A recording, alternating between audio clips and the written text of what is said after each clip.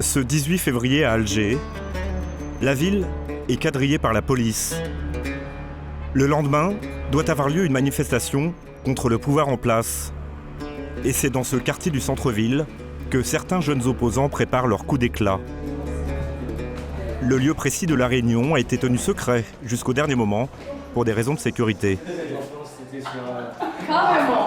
Tous ces jeunes, en majorité des étudiants, se connaissent à peine.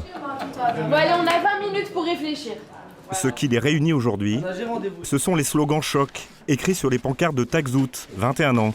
Libérer les détenus de la misère. Abat l'État policier.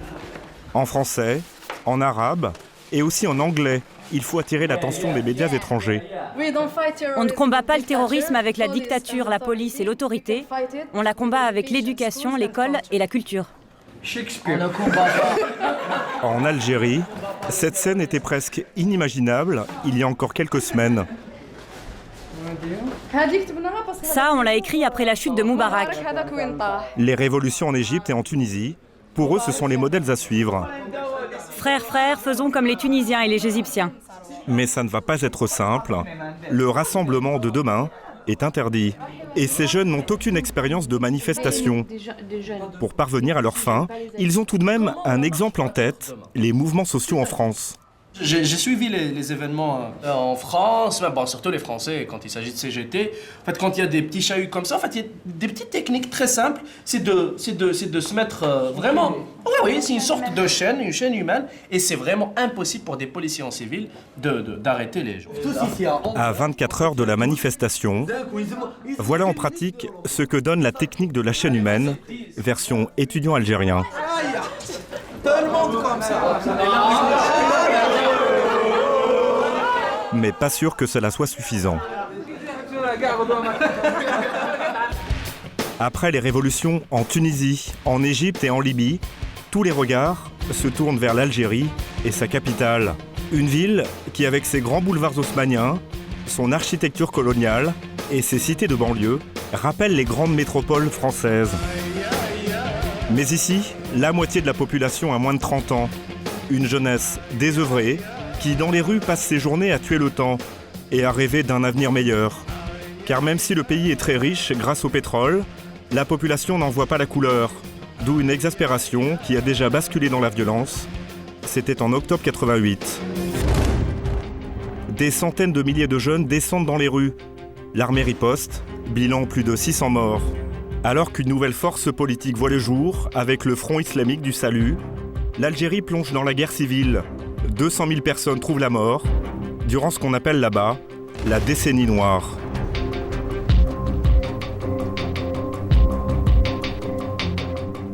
Aujourd'hui, le président Bouteflika au pouvoir depuis 12 ans fait toujours régner un ordre policier dans le pays. Mais pour combien de temps ? Car une grosse partie de la jeunesse algérienne est à bout.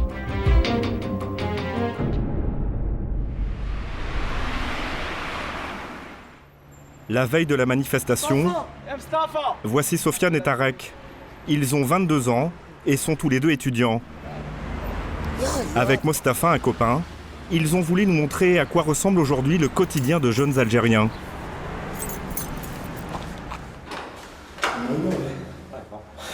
À 22 ans, Mostafa habite chez son père, un prof d'université qui a acheté cet appartement de 120 mètres carrés il y a une quarantaine d'années.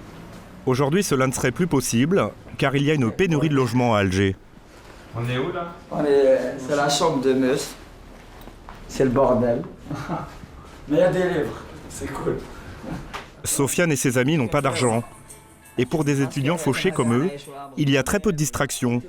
Alors comme d'habitude, ils passent leur temps à ne rien faire. C'est tellement répandu en Algérie que les jeunes ont même inventé un mot pour désigner cet ennui. Nous, on a une expression qui dit le vide, ça veut dire le vide. Et le vide veut dire justement n'avoir rien à foutre et rester dans le quartier du matin au soir à glander, à fumer, à discuter de n'importe quoi. Il y a aussi un autre terme qu'on utilise souvent, c'est le dégoûtage. C'est le dégoût dans le jargon algérien. C'est qu'on a rien à faire. Dégoûtage, c'est le dégoût profond de la vie, c'est le dégoût de la vie quotidienne. Un malaise d'autant plus difficile à supporter que tous les jeunes Algérois ne sont pas logés à la même enseigne.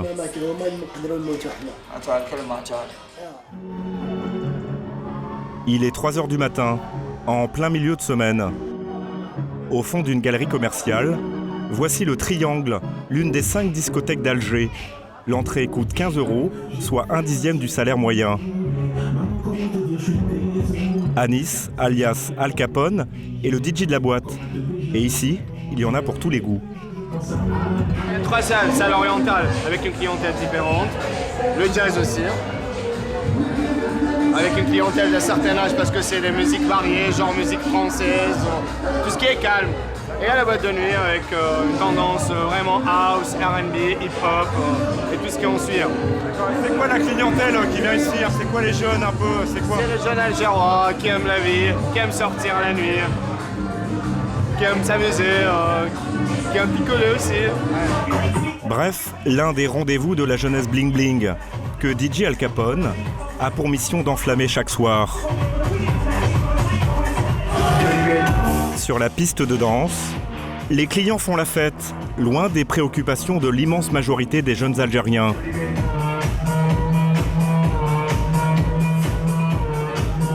Au bar, l'argent et l'alcool coulent à flot. Un simple verre coûte ici 5 €. Et ceux qui peuvent se le permettre font souvent partie d'une certaine caste, celle des généraux et des grands industriels qui tiennent le pays. Des privilégiés qui ne se rendent pas toujours compte du malaise ambiant. Zino est issu d'une riche famille d'Alger. Tu m'as appelé? Allez, à tout à l'heure. Merci, bisous, bye, bye. À 25 ans, il loue son propre appartement. Non pas pour y vivre, mais pour assouvir sa passion. Zino est styliste. Et aujourd'hui, c'est Yasmine, une copine, qui lui sert de modèle. Grâce aux relations familiales de Zino, sa mère a longtemps travaillé dans le milieu de la mode. Une médecin d'Alger lui a commandé cette veste. Vous la vendez combien une veste comme ça? Eh ben, ça coûte combien une veste comme ça? Dans les... en euros ou en dinars? Comme vous voulez. Ça coûte dans les 300, 400 €. 300 € la veste, soit environ 2 fois le SMIC algérien. De l'argent vite gagné pour Zino, qui il y a 8 mois était encore étudiant aux Beaux-Arts. Une réussite que certains pourraient juger indécente en Algérie, où plus de 70% des moins de 30 ans seraient sans travail. Mais pour Zino, qui n'a visiblement jamais connu la galère, si un jeune est au chômage, il ne peut s'en prendre qu'à lui-même. Je crois s'il se dit qu'il n'y a pas de travail, donc il n'a pas le courage pour travailler, tout simplement. Moi, c'est ça, c'est un avis personnel et je ne vois pas où il est le problème et je ne vois pas où ils sont les jeunes qui se disent que ça, voilà, il n'y a pas de travail, il n'y a rien, il n'y a pas de débouché, il n'y a rien. Donc voilà, ça dépend des jeunes aussi. Donc on essaie autre chose. Pourtant, des jeunes qui veulent travailler, ce n'est pas ce qui manque à Alger. Dans le quartier populaire de Bab El Oued, Amar porte toujours son unique costume cravate au cas où il décrocherait un entretien d'embauche. À 28 ans, il n'a pas de diplôme ni de formation car il a quitté l'école très jeune. Et en ce moment, Amar est un peu perdu. Mais il a un avantage sur les autres jeunes, il possède son propre appartement. Qu'est-ce que vous faites là, vous? Alors, j'enlève ma lumière. Voilà. Soyez bienvenus. Un 30 mètres carrés, donné par sa mère, partie vivre en banlieue. Ça, c'est quand même un bijou pour certaines familles, certains gens. Vas-y, montre. Il considère son logement comme un bijou, alors qu'il est inondé par les eaux de pluie. Ça, c'est à moi aussi, parce qu'il faut que je casse. Mais comme tous les jeunes, Amar a un rêve, devenir artiste. Et il a un incroyable talent, il fait de la musique avec sa bouche.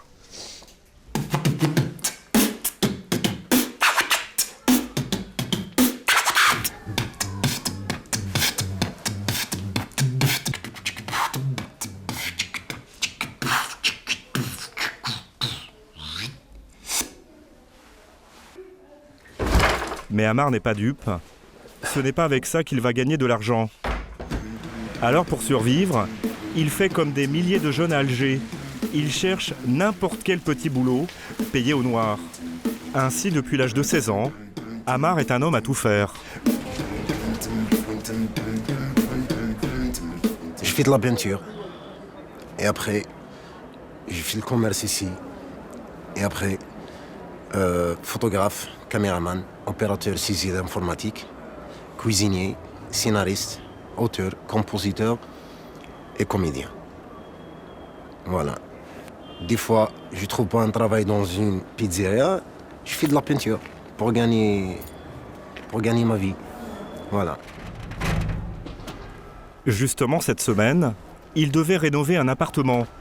Mais faute d'argent, le propriétaire n'a pas donné suite. Et c'est ce genre de déconvenu qui pousse certains jeunes à des gestes fous. À 25 km d'Alger, dans le village de Labridja, un drame s'est produit dans l'indifférence générale. Aïssa, 58 ans, a accepté que l'on rencontre l'un de ses 7 fils, malgré le danger. Car les autorités n'ont pas envie que nous le voyions. Il s'appelle Marfoud, il a 27 ans. Le 19 février dernier, il s'est immolé par le feu à 5 h du matin sur la place du village. Je me suis versé de l'essence et j'ai mis le feu. Le boulanger est passé par là et c'est lui qui m'a sauvé avec l'extincteur. Je suis brûlé là et au visage.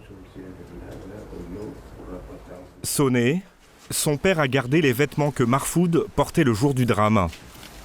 Ce drapeau, il l'avait mis sur son dos et il est tombé avant de brûler. Depuis que Marfoud a quitté l'armée en 2009, il n'a pas trouvé de travail. Et c'est ça qui l'a poussé au suicide. Ici, il n'y a rien. Tous les jeunes sont perdus. Il n'y en a pas un qui travaille. Ils n'en peuvent plus. On en a tous marre. J'en ai marre, moi. J'en peux plus. En Tunisie, c'est un geste comme celui de Marfoud qui a tout déclenché, entraînant la chute du régime de Ben Ali. Ici, en Algérie, depuis la fin de l'année dernière, ce jeune chômeur est la 20e personne à s'être immolée par le feu. Il y a eu 5 décès et rien n'a bougé. Alors, le 19 février au matin, jour de la manifestation interdite, Alger est sous tension. Sofiane, l'étudiant que nous avions rencontré, a décidé de descendre dans la rue avec d'autres jeunes.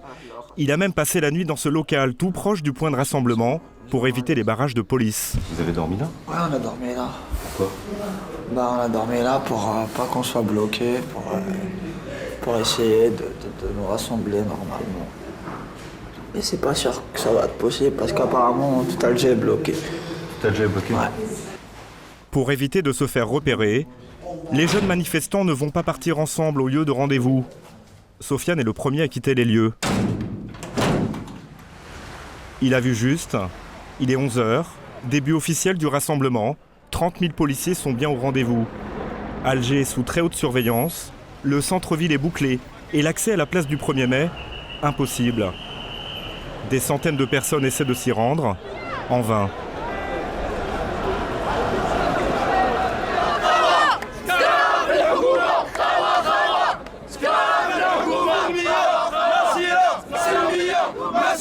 Méthodiquement, la police anti-émeute repousse les premières grappes de manifestants.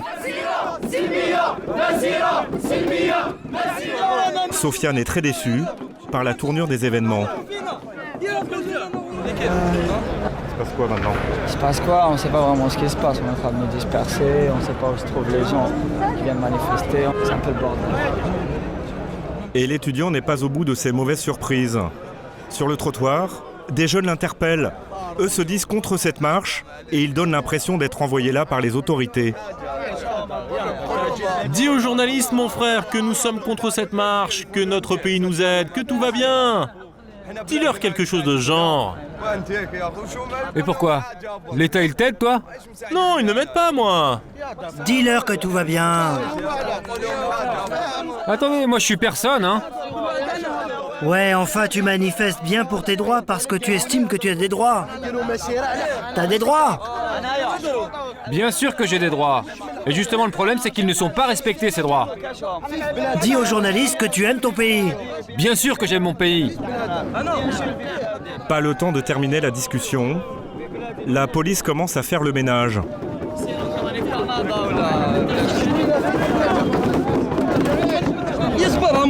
Même la circulation des personnes. Et même si elle ne paraît pas très impressionnante, la méthode du bâton s'avère plutôt efficace. Vas-y, vas-y, fais de la percu avec ton bâton. Fais de la percu. Ne me fais pas tomber, ne me fais pas tomber.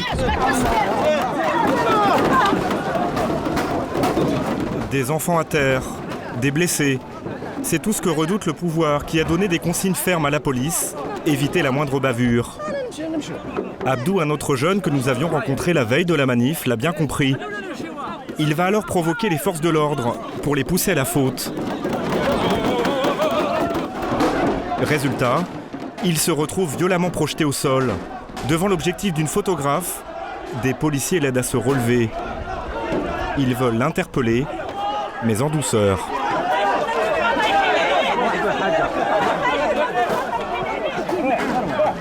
Viens avec moi. Allez, viens avec moi. Non, je ne viens pas avec toi, là. Je l'emmène pour le soigner. Non, non, il vient pas avec toi. Laisse-le, on a des médecins pour le soigner. Je suis médecin. Les policiers n'insistent pas, car les photographes qui sont à l'affût du moindre incident mitraillent la scène. Regarde mon coude! Regarde mon tibia! Abdou est légèrement blessé, mais il est très content de son coup. T'as vu? Avec le sourire que je dis ça. C'est avec le sourire. On bastonne le peuple. Garde les jeunes. Excuse-moi, je parle en arabe parce que c'est l'arabe algérien. Tous ces jeunes-là ont des problèmes. Ils poussent les gens à devenir voyous. Ils clochardisent la réflexion. C'est ce qu'ils font ces gens-là depuis 50 ans. On veut le changement. On veut un changement. Et là, j'ai un message spécial à toutes ces capitales qui soutiennent ces régimes arabes et ces régimes en Afrique. C'est à cause de Paris, à cause de Washington, que tout ce malheur-là. Quand vous voyez les bombes lacrymogènes, c'est made in France. C'est made in UK, c'est made in USA. Ils nous parlent de démocratie. Dites ça à Sarko. 2000 personnes ont essayé de manifester ce 19 février. 3 heures après, le cri de colère de la jeunesse s'est déjà noyé dans le bruit de la circulation, opportunément rétabli par la police. Quelques jours plus tard, le gouvernement a tout de même fait un geste. Il a levé l'état d'urgence en vigueur dans le pays depuis 19 ans.